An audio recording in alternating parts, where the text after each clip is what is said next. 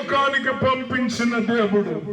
ఆ దేవుడు ఎవరంటే తన ఒక్కడైన తన కుమారుణ్ణి లోక కళ్యాణం కొరకు ఆయన భూమి మీదకి పంపించాడు.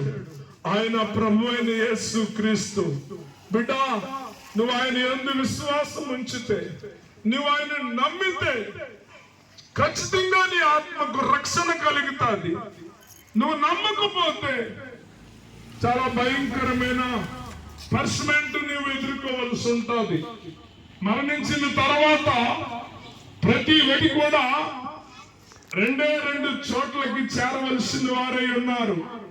యేసు ప్రభుని విశ్వసిస్తే, యేసు ప్రభు దేవుడిని నమ్మితే నువ్వు మరణించిన తర్వాత పరలోకి వెళ్తావు. యేసు ప్రభు దేవుడి కాడిని నువ్వు అనుకుంటే మరణించిన తర్వాత నిత్య నరకాగ్ని గుండానికి వెళ్తావు. ఏది నీకు కావాలో, ఏది నీకు ఇష్టపడుతున్నావో నీ మనస్సాక్షి మీద ఆధారపడి ఉన్నది. నేను చెప్తున్నాను, నరకము చాలా భయంకరమైనది. అగ్ని ఆరదు, ఆత్మ సావదని బైబిల్ గ్రంథంలో చాలా చోట్ల రాయబడింది. నువ్వు నరకానికి వెళ్ళుట ఇష్టము కాక ఈ చల్లపూట దేవుడు మమ్మలను మీ మధ్యకి తీసుకొని వచ్చి ఉన్నాడు. అన్నా, అక్క, చెల్లి, తమ్ముడు, దేవుని ప్రేమను తృణీకరించవద్దు. దేవుని ప్రేమను నువ్వు తృణీకరించవద్దు. యేసుని విశ్వసించు, యేసుని విశ్వసించు, యేసుని నమ్ము. నమ్మితే నీకు కలిగేది గొప్ప రక్షణ, గొప్ప రక్షణ. అది ప్రపంచంలో ఎవరు ఇవ్వలేని గొప్ప రక్షణ.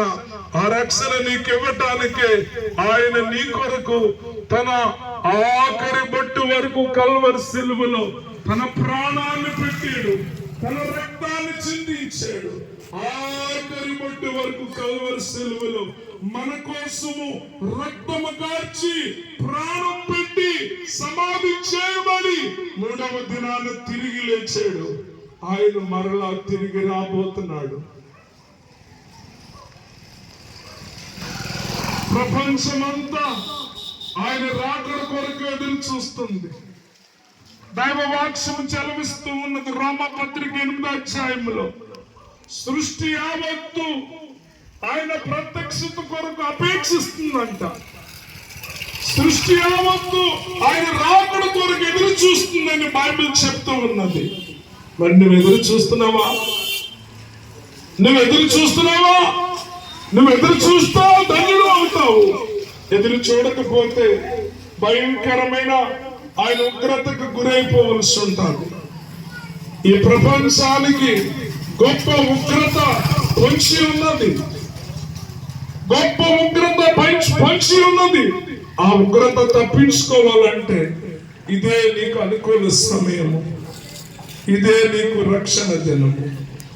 రేపు దినము నీది కాదు. రేపేమి సంభవించబోతుందో